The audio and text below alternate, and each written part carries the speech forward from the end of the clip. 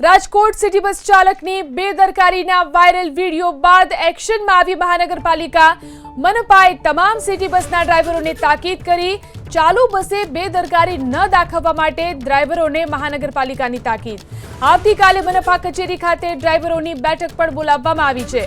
આ બેઠકમાં ભવિષ્યમાં આવી બેદરકારી ન દાખવવામાં આવે તે માટે તાકીદ કરાશે।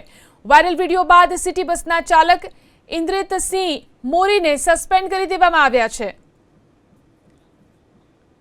વધુ જાણકારી મેળવી અમારા સંવાદદાતા પરાક્રમ સિંહ આપણી સાથે જોડાયા છે। પરાક્રમ, રાજકોટ સિટી બસ ચાલકની જે બેદરકારીનો વિડીયો વાયરલ થયો ત્યારબાદ શું એક્શન? ચોક્કસ રાજકોટ મહાનગરપાલિકા સિટી ઇજનેર પરેશભાઈ અડિયા છે તેમને એક મહત્વપૂર્ણ નિવેદન આપ્યું છે અને તમામ ડ્રાઈવરોની આવતીકાલે તાકીદની બેઠક ગોઠવવામાં આવશે અને ડ્રાઈવરો જે ચાલુ બસે માવો ન ચોડે, સાથે સાથે ફાંકી ન ખાય તે માટે આ મીટિંગની અંદર ચર્ચા કરવામાં આવશે અને ડ્રાઈવરોને તાકીદ પણ કરવામાં આવશે। ભવિષ્યમાં આવી બેદરકારી ન દાખવે તે માટે મહાનગરપાલિકા હવે એક્શનમાં આવ્યું છે।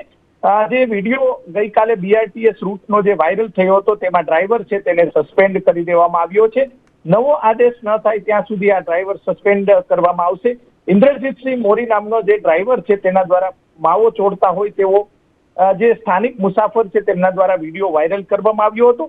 વિડીયોના આધારે મહાનગરપાલિકા દ્વારા જે ડ્રાઈવરને તાત્કાલિક અસરથી સસ્પેન્ડ કરવામાં આવ્યા છે અને આવતીકાલે મહાનગરપાલિકા કચેરી ખાતે ડ્રાઈવરો સાથે એક મહત્વની બેઠક અને જે એજન્સી છે તે એજન્સીને પણ તાકીદ કરવામાં આવશે કે આ રીતે ડ્રાઈવરો બેદરકારી ન રાખે અને અકસ્માતો જે સિટી બસના એક પછી એક રાજકોટની અંદર થઈ રહ્યા છે તેને લઈને એક મહત્વપૂર્ણ બેઠકનું આયોજન કરવામાં આવ્યું છે। જી આભાર પરાક્રમ તમામ જાણકારી આપવા માટે।